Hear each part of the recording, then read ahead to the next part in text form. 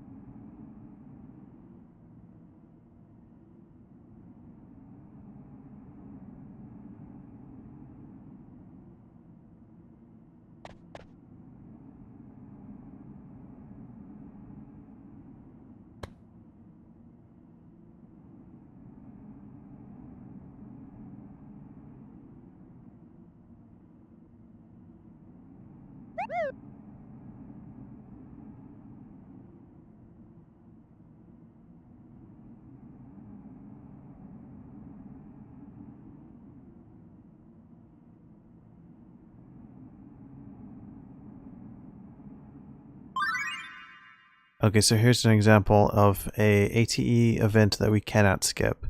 Teach Me Mockster, Lesson 1. So if you're having any difficulty struggling with some of the concepts and mechanics in Final Fantasy IX, this is a good time to sit down and learn some stuff.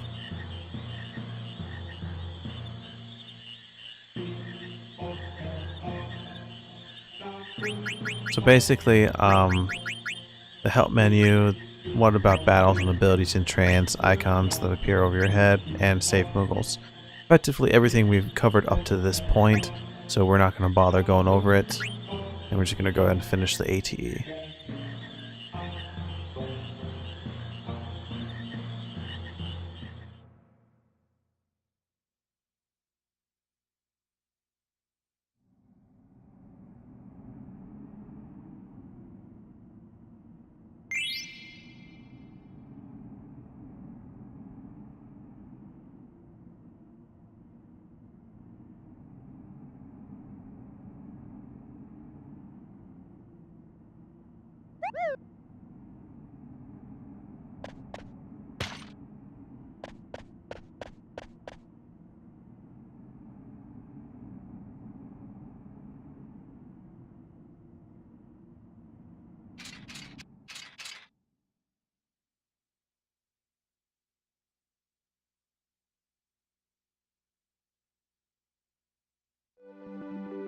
And now we shall find ourselves on the world map.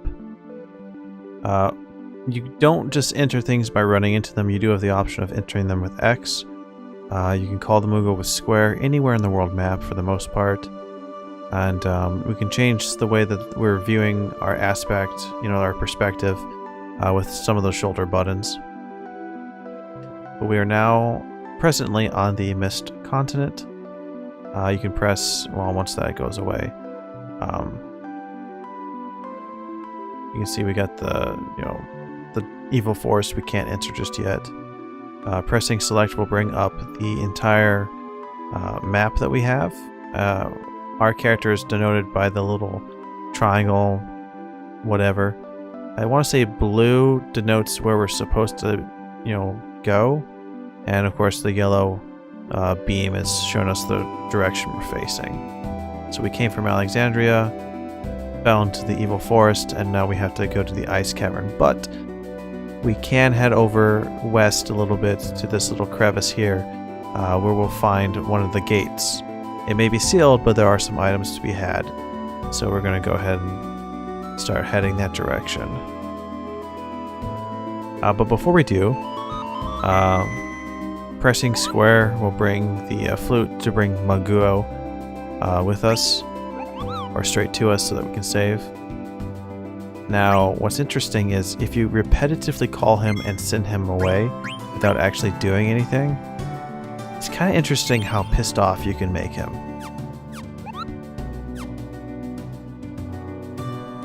Actually, I'm going to go ahead and change the order of my characters to what I pretty much always set them to. Let's see, Garnet. We're going to equip her as best we can.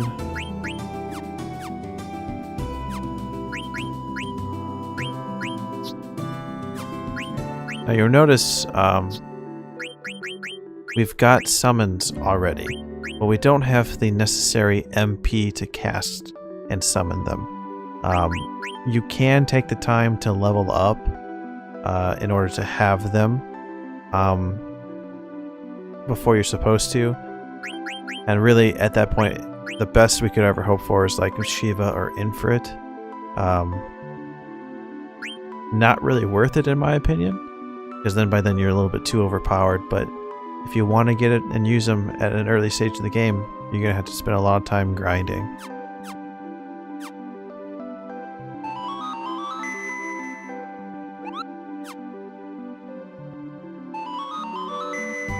I'm not quite sure how many times it's going to take, but he'll come from just about anywhere. And his standard response would be, just don't call me if you don't need me. But eventually it's going to change to where he's getting a little irritated.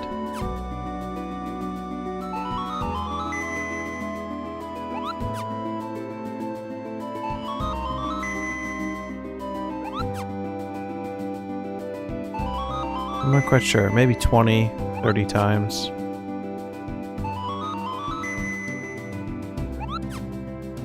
Yeah, you're starting to tick me off, Kupo.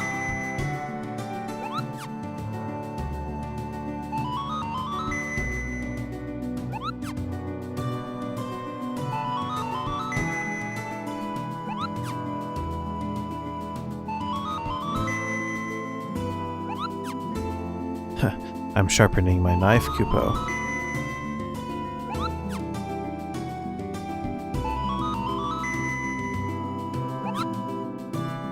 I almost want to say that might be the last thing he says.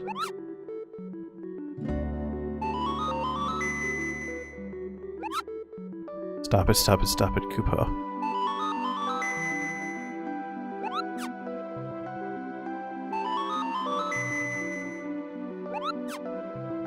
I think that might be the last thing he says now, for sure.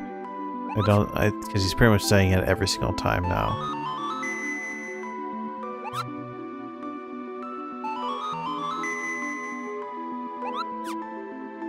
Yeah, I think that's it. Okay, we'll save.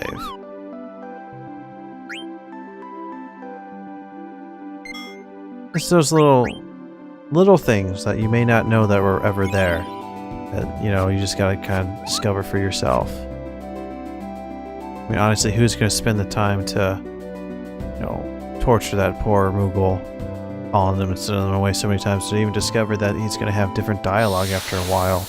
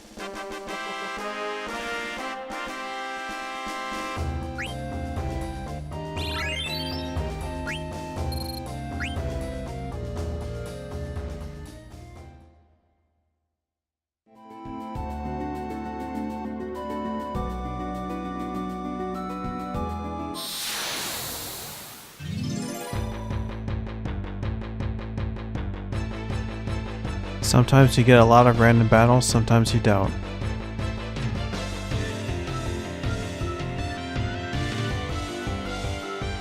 Ooh, this is rare. Preemptive strike.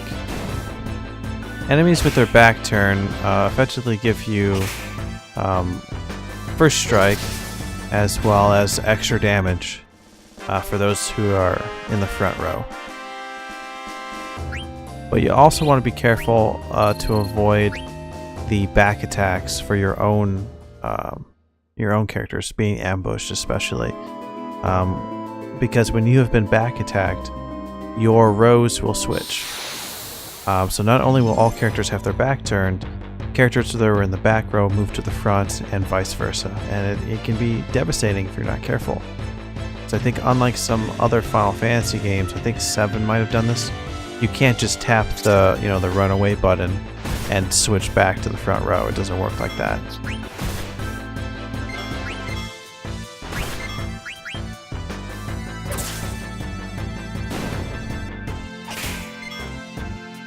Now, I'm not sure.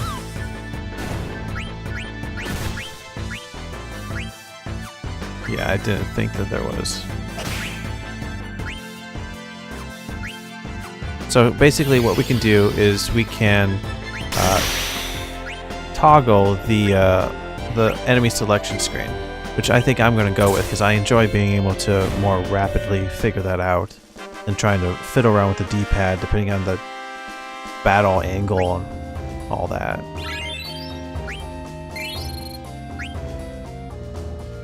But we can do that with L2, obviously.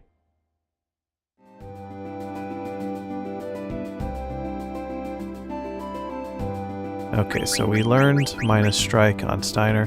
There's a lot of micromanaging. You definitely want to try to be always learning something new rather than just leaving an equipment on your character.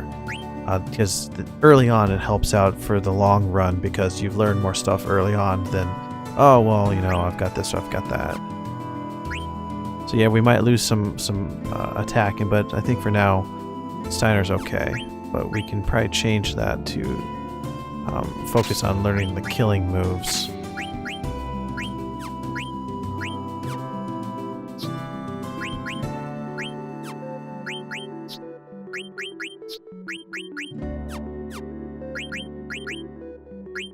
And anyways, with Bug Killer and Beast Killer on, he'll do a lot more damage to a lot of enemies anyways. So the decrease in attacking strength is kind of made up for with that those abilities equipped.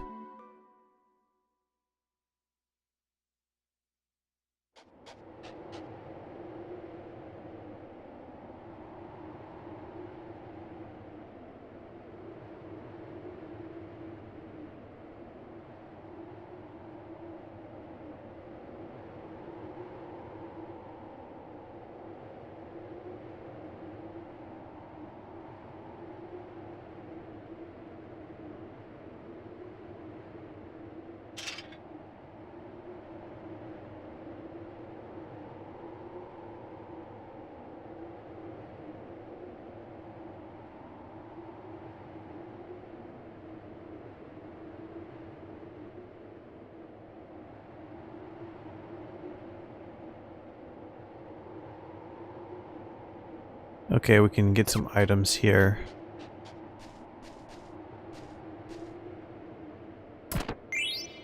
Some eye drops. Potion.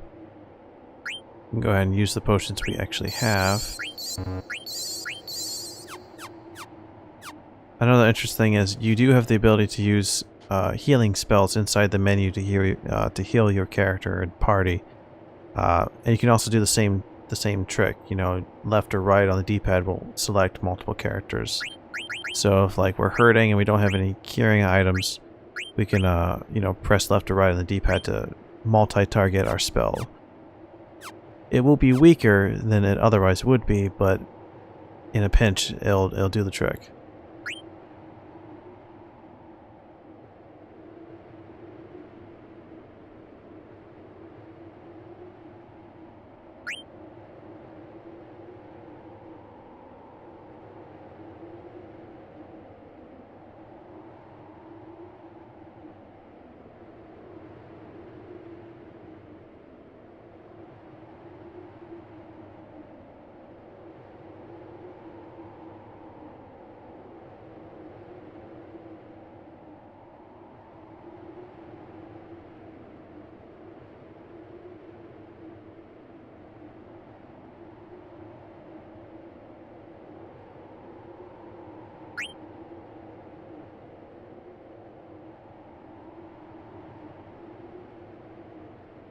Okay, so now we can, you know, pick how much we want to stock up on.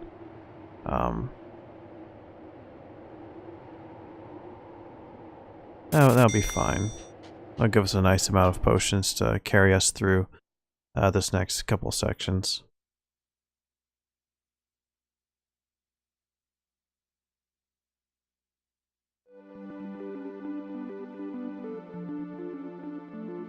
Okay, we want to get to the ice cavern, which we can get to by following this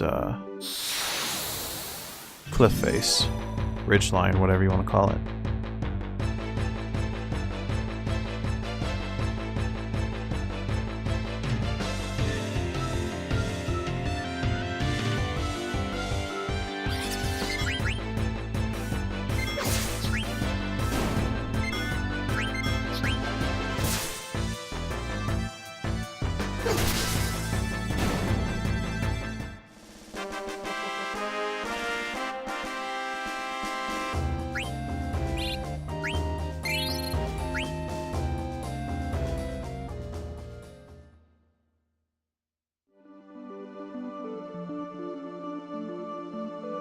Now, yep, okay, so we can even pause on the world map.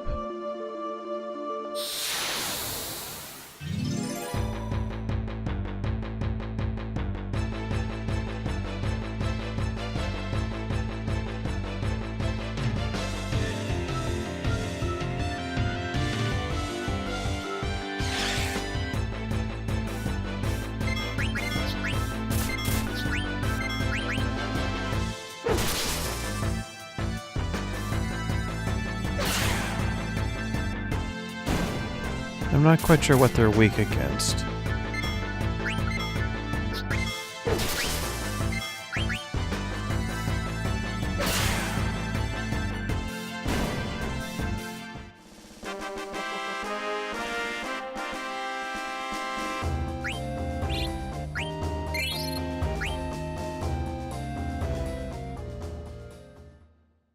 Now this ice cavern that we're going to be heading towards, is one of my favorite early areas in the game. The music and the atmosphere. It's just a really cool, like, sort of first dungeon once you get out onto the world map.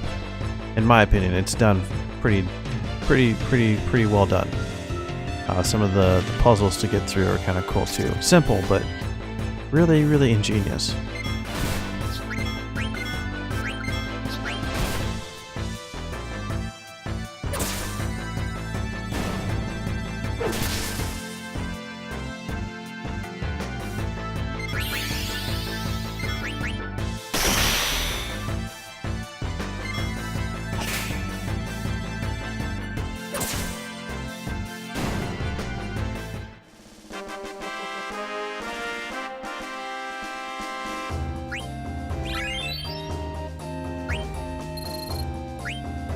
Another thing that Final Fantasy IX does, the experience is shared across all the party. So if an enemy gives 1,000 experience, and you have 4 party members, I believe the actual experience is going to be split amongst all 4. If certain characters don't have the ability to achieve experience, the people and the party members that do get experience get more experience in that instance. So a good way to level up towards the end of, when you're grinding towards the end of the game, a good way is to inflict your characters with status ailments that prevent experience, so that 3 out of the 4 party members don't get experience. And then all you gotta do is have one that's perfectly fine, and they will gain levels extremely fast. Much faster than if you try to do everybody at the same time.